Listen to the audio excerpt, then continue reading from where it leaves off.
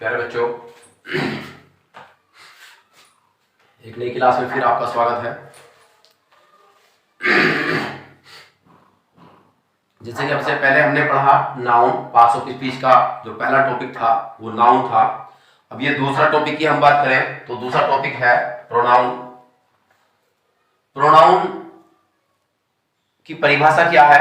Pronoun को जैसे कि हम जानते हैं कि शब्द जो हमारा नाउन होता है, नाउन के स्थान पर जो हम शब्दों को इस्तेमाल करते हैं, इस शब्दों का प्रयोग करते हैं, उसे हम नाउन कहते हैं। तो आइए देखिए इसकी परिभाषा देखते हैं। A word is in place, a word used in place of a noun। Noun के स्थान पर जो शब्द इस्तेमाल किया जाता है उसे नाउन कहते हैं। ठीक है, अब इसका यूज हम किस तरह से करते हैं, यूज क्यों करते हैं, इसका किस लिए करते हैं, तो हम देखते हैं इसका भी प्रयोग। यूज ऑफ प्रोनाउन, नाउन का प्रयोग बार बार करने से वाक्य की सुंदरता कम हो जाती है। जैसे हम कोई बात करें कि मोहन स्कूल जाता है, मोहन खाना खाता है, मोहन अपना काम समय पर करता है, मोहन ये करता है, मोहन वो करता है। बार बार जब मोहन का इस्तेमाल करते हैं, मोहन बोल रहे हैं बार बार, तो वाक्य की सुंदरता कम हो जाती है। तो पहले हम एक ही बार मोहन बोलेंगे, देन आफ्टर उसके बाद में हम रिपीट नहीं करेंगे। उसके बाद में हम जो रिपीट करेंगे वो उसके लिए मोहन के हिसाब से, उस नाउन है, नेम है, नेम के हिसाब से हम यूज करेंगे ही या हिज। रिलेटिव प्रोनाउन है, लेकिन देखेंगे आज से कौन किसका प्रोनाउन है। तो जैसे कि लिखा हुआ है, Ram is a good boy. पहला सेंटेंस हो गया, राम लिव इन दिल्ली। राम एक अच्छा लड़का है, राम दिल्ली रहता है। तो अब हम यहां देखते हैं, दो बार हमने राम लिखा है, तो अगर हम यहां इसकी जगह जो हम इस्तेमाल करें, राम की जगह एक बार राम लिख दिया, जब हमें मालूम पड़ गया कि हम राम के बारे में जिक्र कर रहे हैं, राम के बारे में बात कर रहे हैं, तो पहली बार में हमने शो करना जरूरी होता है कि हम किसके बारे में बात कर रहे हैं। लेकिन दूसरी बार जब हम बोलते हैं, जितनी भी बार हम बातें करेंगे, अब इसके टॉपिक पर राम के बारे में हम जितनी बातें लिखेंगे, केवल पहली बार हमने राम लिखा है, दोबारा जो हम बोलेंगे उसके लिए हम ही का इस्तेमाल करेंगे। अगर लड़की होती तो हम शी का इस्तेमाल करते हैं, लेकिन ये जेंट्स है तो इसके लिए हम ही का इस्तेमाल करते हैं। ठीक है, तो यहां क्या हो जाएगा, Ram is a good boy, he lives in Delhi. ठीक है प्यारे बच्चों, तो ये वाला हमारा देख रहे हैं, बार बार हम राम बोलते हैं तो इससे थोड़ी सी हमारी सुंदरता कम होती है। तो हम यहां राम का इस्तेमाल नहीं करेंगे, यहां हम ही का इस्तेमाल करेंगे। He lives in Delhi, right.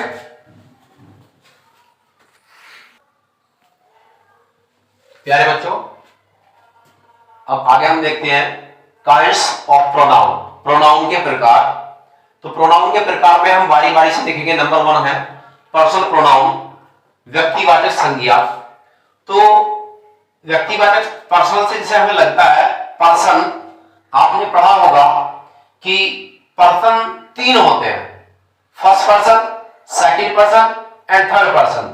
तो पर्सन के हिसाब से जो भी हम इस्तेमाल करते हैं, नाम की जगह, नाउन के जगह जो भी हम वर्ड यूज करते हैं उसे हम प्रोनाउन कहते हैं। जैसे आई और वी फर्स्ट पर्सन है, तो आई का फर्स्ट पर्सन है, बट ये ऑब्जेक्ट है। आई का ऑब्जेक्ट मी, वी का ऑब्जेक्ट अस, लेकिन यहां आई प्रोनाउन है, वी प्रोनाउन है, ही का हिम हो जाएगा, ये प्रोनाउन है, she, her, it, they, them, ये सब प्रोनाउन है। ठीक है, जैसे कि हम एक एग्जांपल देखते हैं, it is your book, it is your book. तो यहां जो इट है वो हमारा क्या है, पर्सनल प्रोनाउन है। क्या है, पर्सनल प्रोनाउन। नेक्स्ट है, क्योंकि हम ये बेसिक पढ़ा रहे हैं, ये आप सब ध्यान रखें। बेसिक पढ़ाने के लिए सबसे पहले जो बच्चों को बेसिक इकाई आनी चाहिए वो समझने में जरूरी होती है। जब बच्चों को बेसिक आ जाएगा तो एडवांस की तरफ हम बाद में चलेंगे। तो फिलहाल हम बेसिक देखें। सेकंड पॉइंट है इसका डेमोन्स्ट्रेटिव प्रोनाउन, यानी कि संकेत वाचक। हम किसी की तरफ संकेत करते हैं कि हे यू, नाम की जगह हम बोलते हैं कि आप खड़े हो जाएं, आप ये वो, तो हम किसी की तरफ इशारा कर रहे हैं। तो इशारा करते वक्त जिन अल्फाजों का, जिन वर्ड्स का हम सिलेक्शन करते हैं, वही वर्ड्स हमारे ये कहलाते हैं डेमोन्स्ट्रेटिव प्रोनाउन कहलाते हैं। जैसे this, that, these, those. Those are books, those are books. तो यहां जो दोज है, ये दोज हमारा क्या है, डेमोन्स्ट्रेटिव प्रोनाउन है तो सभी प्रोनाउन, लेकिन जब हम जिक्र करते हैं कि कौन सा प्रोनाउन है, तो ये डेमोन्स्ट्रेटिव प्रोनाउन हो जाएगा और ये हमारा पर्सनल प्रोनाउन हो जाएगा। ठीक है। सेकंड नंबर 3 है इंटरोगेटिव प्रोनाउन, देखिए प्रश्नवाचक सर्वनाम, जिसमें कोई क्वेश्चन वर्ड लगा हो शुरू में, जो वाक्य क्वेश्चन वर्ड से शुरू होता है। अब क्वेश्चन वर्ड से भी जो हु, जैसे यहां लिखा हुआ है who, what, whom, whose, which, who goes there, वहां कौन जाएगा, वहां कौन जाता है, who goes there, वहां कौन जाता है ना, what is he। यहां इस तरीके से जो हम यूज करते हैं, किसी को इंट्रोड्यूस कर रहे हैं बट उसका नाम ना लेकर के हम उससे सवाल कर रहे हैं, प्रश्न खड़ा कर रहे हैं, उसके लिए हम प्रश्न सूचक जो शब्द होते हैं वो पहले लगाते हैं क्वेश्चन वर्ड और हम क्वेश्चन बनाते हैं। तो यहां हमारा लगता है इंटरोगेटिव प्रोनाउन। तो इंटरोगेटिव प्रोनाउन के लिए हम इस्तेमाल करते हैं हु, व्हाट, होम, जो WH फैमिली के वर्ड होते हैं उनका हम इस्तेमाल करते हैं। नंबर 4 है रिलेटिव प्रोनाउन। रिलेटिव प्रोनाउन यानी कि संबंधवाचक सर्वनाम। रिलेटिव कहते हैं संबंधवाचक, किसी से हमारा संबंधवाचक कहते हैं। तो वे शब्द जो दो वाक्यों को जोड़ने का काम करते हैं, दो वाक्यों को जोड़ते हैं, जिसे हम कनेक्टर भी कह सकते हैं। जैसे the man who is honest is trusted, आदमी जो ईमानदार है, जिस पर ट्रस्ट किया जा सकता है। ये इस तरह से जो हु आया है, ये दो वाक्यों को जोड़ रहा है और यहां ये कनेक्टर का काम कर रहा है। तो यहां हम इसको कनेक्टर भी कह सकते हैं, लेकिन यहां इसको हम क्या कहेंगे, नाम क्या है इसका, relative pronoun.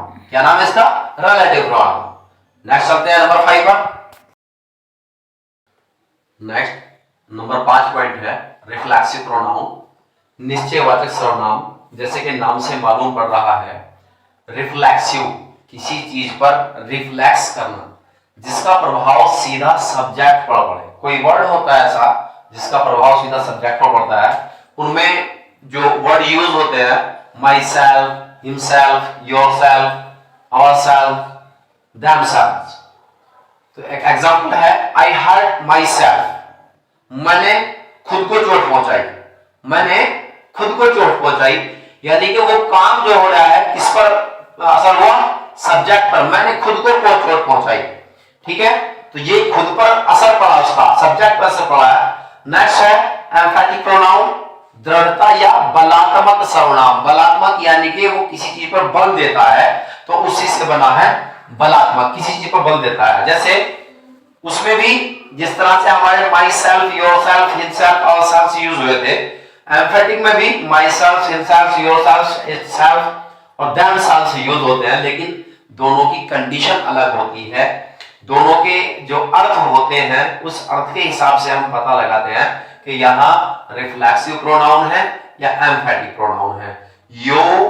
Yourself can best explain, तुम स्वयं सबसे बेहतर एक्सप्लेन कर सकते हो। तुम खुद, स्वयं, तुम खुद सबसे बेहतर एक्सप्लेन कर सकते हो। यहां मैंने खुद को चोट पहुंचाई, यहां तुम खुद सबसे अच्छा एक्सप्लेन कर सकते हो। तो इसके लिए भी हम my self, it self, your self, it self, them self. अब यहां थोड़ा सा कंफ्यूज होता है बच्चा, और कंफ्यूज क्यों होता है, क्योंकि जैसे अभी हम बेसिक पढ़ रहे हैं, जैसे ही आप थोड़ा सा बेसिक पढ़ते हुए थोड़ा हमारा माइंड का लेवल ऊंचा बढ़ेगा, तो हम देख पाएंगे कि इस माई सेल्फ में, योर सेल्फ में और इस माई सेल्फ में क्या डिफरेंस है? इसी तो हम बोल रहे हैं रिफ्लेक्सिव प्रोनाउन और इसे बोल रहे हैं हम एम्फेटिक प्रोनाउन। तो थोड़ी सी बस हम जो उसकी अर्थ होता है सेंटेंस का, सिचुएशन होती है, कंडीशन होती है, उस कंडीशन के अकॉर्डिंग हम देखते हैं कि यहां हमारा माई सेल्फ इस्तेमाल हुआ है तो रिफ्लेक्सिव प्रोनाउन है, और आई हर्ट माई सेल्फ यहां you your self can best explain. तो यहां हम देखते हैं कि उसकी कंडीशन के अकॉर्डिंग हमारा रिफ्लेक्सिव प्रोनाउन है या एम्फेटिक प्रोनाउन है। ठीक है, ये हमारा प्रोनाउन हो गए, प्रोनाउन के प्रकार हो गए। तो यहां जो हमारा 6 प्रकार है, इसके काइंड्स हैं, उनको आप ध्यान से याद रखना, पढ़ना बारी बारी से। जब तक हम नहीं पढ़ेंगे तब तक हमारा जो रिवीजन है वो नहीं हो पाएगा, तब तक जहन में हमारे नहीं हो पाएगा। जब आप लिखें, इसका नोट्स बनाएं तो बोल बोल करके लिखें ताकि हमारा जहन में वो चीजें आती रहे। अगर हम यूं ही इसमें से ऐसे ही उतारते रहेंगे तो जहन में हमारी वो चीजें नहीं आएंगी। हम बोल बोल करके इसको लिखेंगे तो हमारा रिवीजन होता रहेगा। आप ऐसे बोले कि जो दूसरों तक आवाज पहुंचे, इतनी जोर से बोले कि पड़ोसी भी सुने कि हाँ बच्चा क्या कर रहा है। तो कम से कम ये हम थोड़ा जोर जोर से बोले तो हमारा दिमाग में वो चीजें आती रहेंगी। अब जैसे इसके बाद में हर रोज हम कुछ ना कुछ आज से हम कोशिश कर रहे हैं कि आपको एक वर्ड डेली दी जाएगी जिसका मीनिंग के साथ V1 form, V2 form, V3 form and V4 form ये हम देंगे आपको। तो देखते हैं हमारी वर्ड क्या होगी। प्यारे बच्चों, जैसे आपको बताया था कि आप इरेगुलर वर्ब्स को याद कर लें। इसकी V1 फॉर्म जो हम अक्सर मीनिंग देखते हैं, V1 फॉर्म जैसे बेयर है तो सहन करना, ये हमारी V1 हो गई। बेयर बॉर्न ये V2 हो गई यानी कि सेकंड, और V3 हो गई बॉर्न, V4 हो गई बेयरिंग। इरेगुलर वर्ब्स किसे कहते हैं? एक होती है रेगुलर वर्ब्स, एक होती है इरेगुलर वर्ब्स। तो रेगुलर वर्ब्स वो होती है जिसकी V2 और V3 में ईडी लग जाए। क्या लग जाए? ईडी लग जाए। V1 2 में भी और V3 में भी ईडी लगता है। जिसकी दोनों V2 और V3 में ईडी लग जाए वो रेगुलर वर्ब्स होती है। जिसकी दोनों फॉर्म में V2 और V3 में ईडी ना लगे। एक हो सकती है, एक वर्ब हो सकती है चाहे V2 में लग जाए ईडी या V3 में लग जाए ईडी, बट उसे हम रेगुलर वर्ब नहीं कह सकते। रेगुलर वर्ब किसे कहेंगे? जिसमें दोनों में ईडी लग जाए उसे हम इर्रेगुलर वर्ब्स कहेंगे, और जिनमें दोनों में से एक में ईडी ना लगे उसे हम इर्रेगुलर वर्ब्स कह सकते हैं।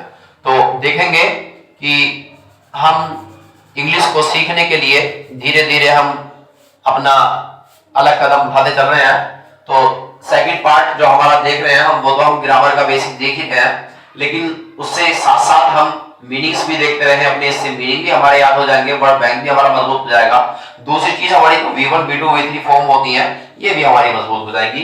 विद स्पेलिंग के बच्चे इसको बढ़िया तरीके से याद करें। ऐसे याद हो कि एक सांस में आप चारों कहते हैं, bear, born, born, bearing, bite, bit, biting, biting, blew, blew, blown, blowing, broke, break है, सॉरी,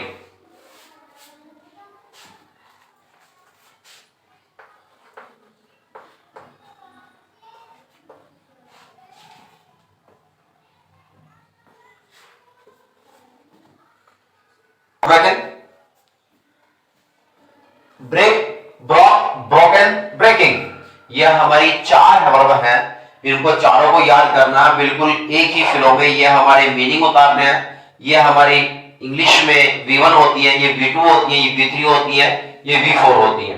अब बात आती है प्यारे बच्चों कि इसको उतार लें, और उतारने के बाद मैं फिर बताता हूं कि V1 का नाम क्या है, V2 का नाम क्या है, V3 को क्या कहते हैं, V4 क्या कहते हैं। तो प्यारे बच्चों, V1, V2, V3, V4 इनके चारों के नाम क्या होते हैं, कहां कहां हम यूज करते हैं, इनका यूज एंड इनका नाम क्या होता है, इसको हम नेक्स्ट वीडियो में बताएंगे। तब तक के लिए थैंक यू, जय हिंद।